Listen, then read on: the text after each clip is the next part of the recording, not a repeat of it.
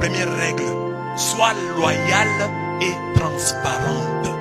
Une femme ne doit pas trahir. Ne trahis pas ton mari en sortant avec un autre homme. J'ai lu une histoire sur Facebook. On dit une femme qui dit aux femmes d'être prudentes. La femme là a rencontré une sur Facebook. Elle commence à causer. Tu fais bonjour, comment ça va, qu'est-ce que tu fais dans la vie? Comme la femme s'ennuie à la maison, comment ça causer? Tu fais dans la vie, je fais ceci, commence à causer.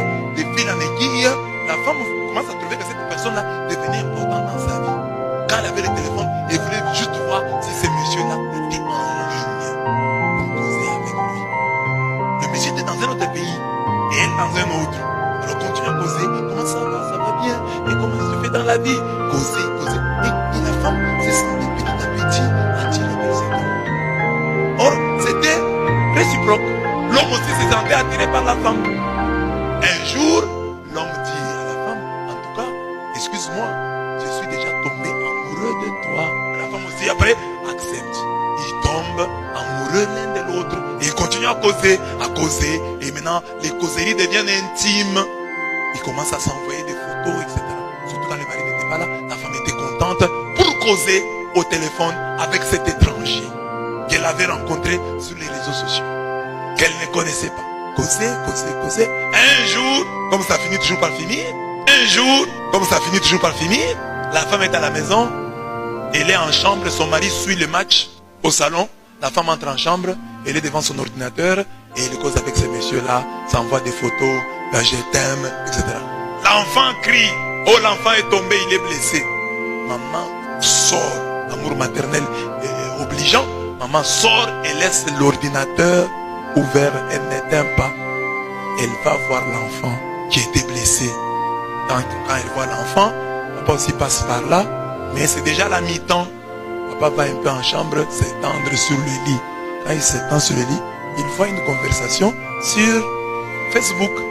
Quand il s'intéresse, il trouve que sa femme cause avec un monsieur. C'est intime, elle a envoyé des photos, les messieurs ont envoyé des photos.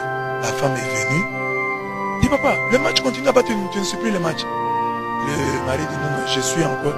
Il y a un match plus intéressant que celui qui est là-bas. Les messieurs n'ont pas supporté parce qu'ils ne pouvaient pas s'imaginer que sa femme pouvait faire ça.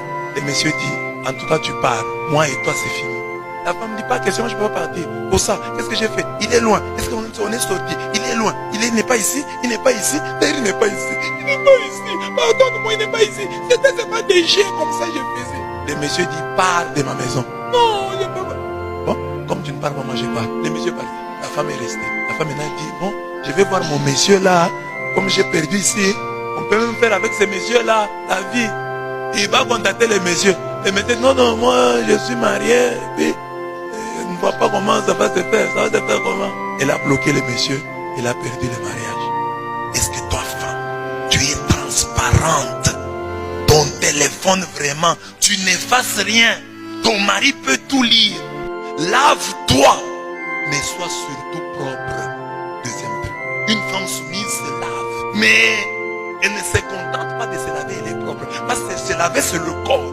Être propre, c'est tout l'environnement. Il y a des femmes qui ont des corps propres, mais qui vivent dans un environnement sale. Une femme qui est propre à l'église, vous allez chez elle, vous trouvez les sous-vêtements dans un seau, dans les coins là, depuis 3 jours. Beaucoup de filles et de femmes se lavent. Mais se laver n'est pas le synonyme de propreté. Se laver est une chose, être propre en est une autre. Sois jalouse, mais pas trop. Une femme normale doit être jalouse. Une femme qui n'est pas jalouse n'est pas soumise. Donc, son mari cause avec d'autres femmes, son mari est au téléphone, ça ne lui dit rien. Son mari est au téléphone, il est en train de sourire, elle aussi prend son téléphone, elle commence à sourire. Ça, c'est une femme impolie. Une femme normale, elle doit s'inquiéter. Quand son mari a le téléphone, elle va tout chercher pour voir avec qui il parle. Mais j'ai dit, jalouse mais pas trop.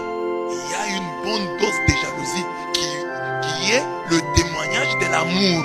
Parce que la jalousie, c'est la peur de perdre l'être aimé.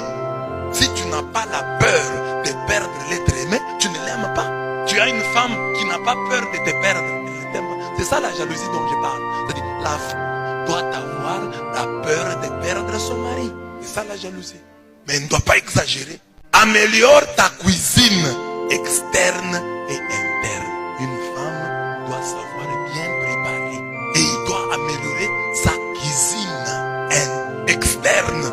Externe, c'est la cuisine du repas, de la table. Mais il y a l'autre cuisine du lit. C'est ça, là, j'appelle la cuisine. Il faut l'améliorer. Par exemple, cette femme-là, dont je viens de parler, au téléphone, avec un étranger, elle parle de l'intimité. Mais est-ce qu'à son propre mari, elle parle? Il y a des femmes qui sont timides devant leur mari. Mais devant d'autres personnes, elles deviennent bavardes, elles sont amusantes. Mais avec son mari, c'est viens, je te dis, gauche, droite, une, deux, portez, arme, bouton fixe, bon, avant, marche, une, deux, gauche, droite, session, up, deux. Améliore ta cuisine externe et interne. Soutiens ton mari, comme là.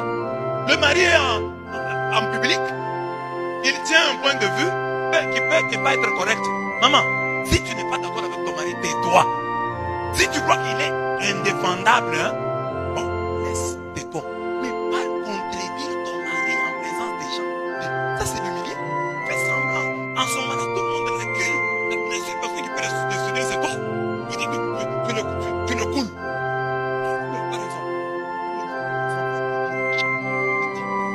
Par exemple, même s'il commet une faute de français, peut-être que les gens n'ont pas entendu ça. Toi, tu commences à corriger. Il dit, oh voilà, j'ai payé la bic. Les gens n'ont pas compris ça. Toi, tu dis, non, le bic. Les gens se rendent compte qu'il a commis des erreurs. Laisse-le commettre ses fautes. C'est pas la peine de nous. Dieu qui est au ciel là, nous va commettre des fautes et nous laisse. Et seulement toi, en corrigeant là, tu changes pas. Sois sa première intercesseuse. Ça, c'est la règle numéro 6. Dans le monde, ton mari est maudit, ton mari est combattu. Sois celle qui prie pour lui. Sa première intercesseuse.